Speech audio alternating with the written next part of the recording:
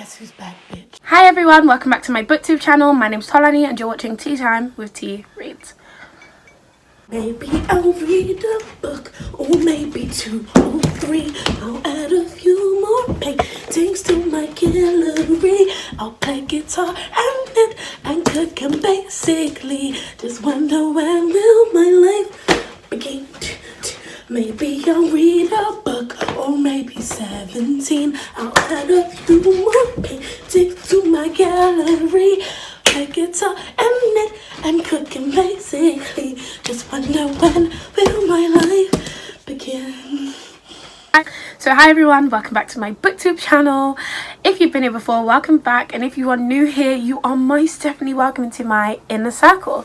So as you can see by today's title, I'm doing a recommending books to Avatar of the Last Airbender characters. The reason I'm doing this is actually at the beginning of lockdown, Connie, who's been on my channel before, she's in my Draw That Book Challenge video, and myself started watching Avatar of the Last Airbender because it's been on UK Netflix for a while, and then she started watching it and then we started watching it together and we fucking loved it. Like, I hadn't rewatched it from when I was younger, so we rewatched it together. I think to this day it is one of the best animated series ever. I bloody love it so much. And then obviously recently, I think like a month or two ago, American Netflix got it on there as well, and since then, especially on BookTube, I'm seeing everyone's always talking about Avatar the Last Airbender. So I was like, let me come and do a video and recommend books to Atla characters. There's going to be a part 2 to this video because I want to do all the characters, but I don't want this video to be too long, so I'll do a part 2. And I also recently started watching Legend of Korra because it's on Amazon Prime, all 4 seasons.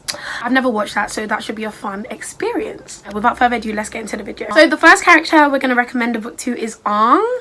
Now, Aang is obviously a precious little cinnamon roll. He's my son. He is super sweet. Obviously, Aang, as we all know, he is a pacifist. He's very anti-war. Even when all the previous avatars, like Avatar Roku and Kyoshi, are telling him like, listen, in order for you to do this, you need to kill my man, he's like, no, I'm not doing that, because that is not the way of the airbender. He was raised by monks, you know, like Monk Gyatso and the other monks, and that's just not their way of life. He also loves animals, as we can see with Appa and Mama. I know it's Momo, but I call him Mama. He also loves his friends so much, like he would die to protect his friends. He loves them. They are his family. And also Aang takes the weight of the world, the burdens of the world, he carries them on his shoulders because he sees himself as personally responsible for everything wrong with it, because he was stuck in the ice for 100 years, and like he comes out and now there's this war and he should have been protecting these people, so he sees this as his fault. And so for Aang, I'm going to be recommending the Percy Jackson series by Rick Riordan. And the reason I am recommending this to Aang is because I feel like he would really resonate with Percy, which is one of the main characters in the Percy Jackson series, obviously, because it's called Percy Jackson. And I think they would really resonate because their positions are quite similar. So for example, Aang and Percy are both super young. Also, both begin kind of cluelessly in their journeys. So for example, Aang, he's been stuck in ice for 100 years. He does not know the state of the world right now. He doesn't know there's a war going on.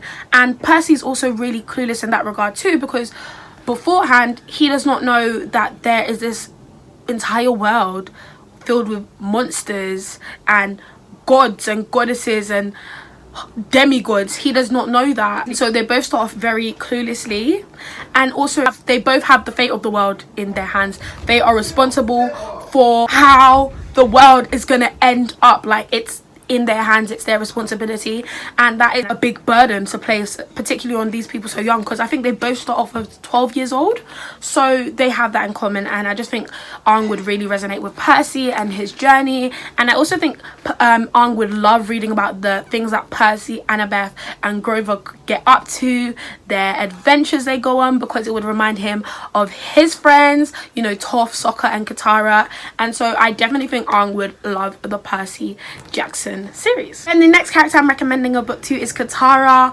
Katara is warm, she is sweet, she's compassionate, she is the mother of the group. She always wants to help somebody in need. She can't turn away from somebody that needs her help, that needs to be aided. She is hardworking, optimistic, and fiercely determined. She will lay down her life for her family and friends because she loves them. And so for Katara, I'm going to be recommending Children of Blood and Bone by Tomi Adeyemi. And the reason I'm recommending this book to Katara is because, again, I think she is really going to resonate with the storyline in this book. Katara and her family, like many others, have been oppressed by the Fire Nation. Same way that Zeely has been oppressed by the king of Orisha. Zeely has been forced to hide and suppress her powers, the same way that the Fire Nation want to suppress other benders. Fire Nation don't want other benders to use their powers, so she could definitely relate to that. And I think because of this, her and Zeely would become great friends, just because they've been through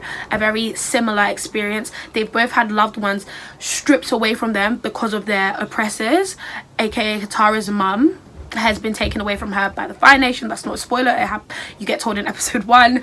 And also Zeely has people stripped away from her too because of the king of Orisha and his view of people who possess magic.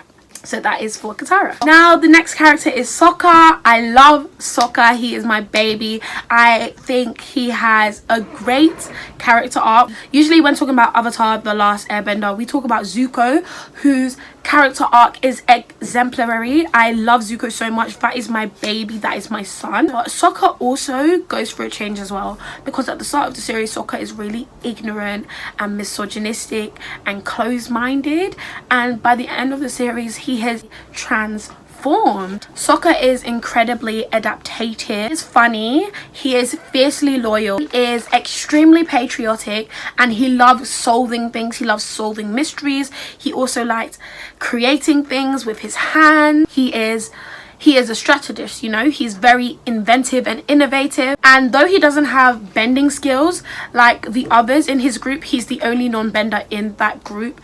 No one can deny that he is incredibly resourceful, and he is a fucking fantastic asset to the team. And if Sokka wasn't there, so many things would be different, so many things wouldn't work as well. So for Sokka, I'm going to be recommending Truly Devious by Maureen Johnson.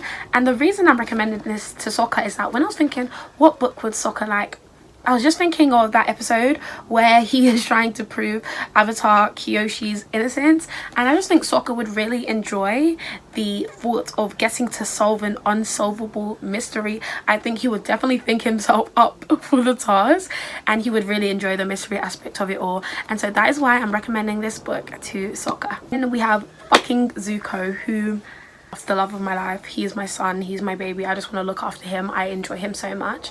And season 1 Zuko, he has something to prove. He is on a journey to restore his honor and prove his worth to his dad and prove his worth to himself. He wants to capture the Avatar and be held as this hero to the Fire Nation, to be revered and earn back his place at his father's side.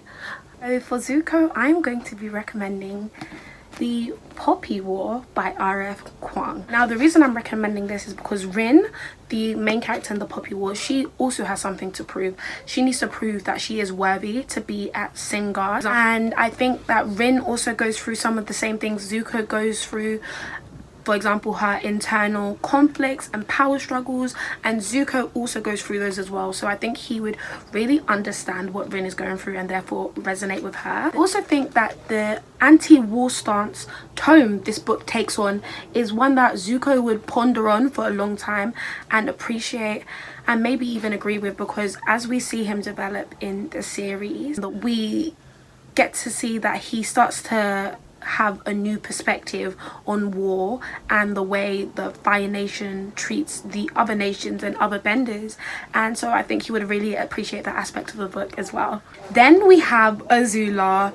Azula is power hungry, she's very vengeful, she holds on to grudges, she is incredibly manipulative, and she is masterful at hatching plans to destroy her enemies. Very mischievous, and she's not a nice person. And so for her, I'm recommending Foul is Fair by Hannah Capin. I think I use every opportunity to talk about this book, but this book is obviously for Azula because this is a revenge book Jade Kanjaro, the main character in this book, she's raped and she decides to get revenge on every single fucking person involved by killing them. That's her revenge. And I think Azula would love Jade. Jade is not a nice person either. She is very, very, very morally grey, and the things she is doing, she believes them to be justified.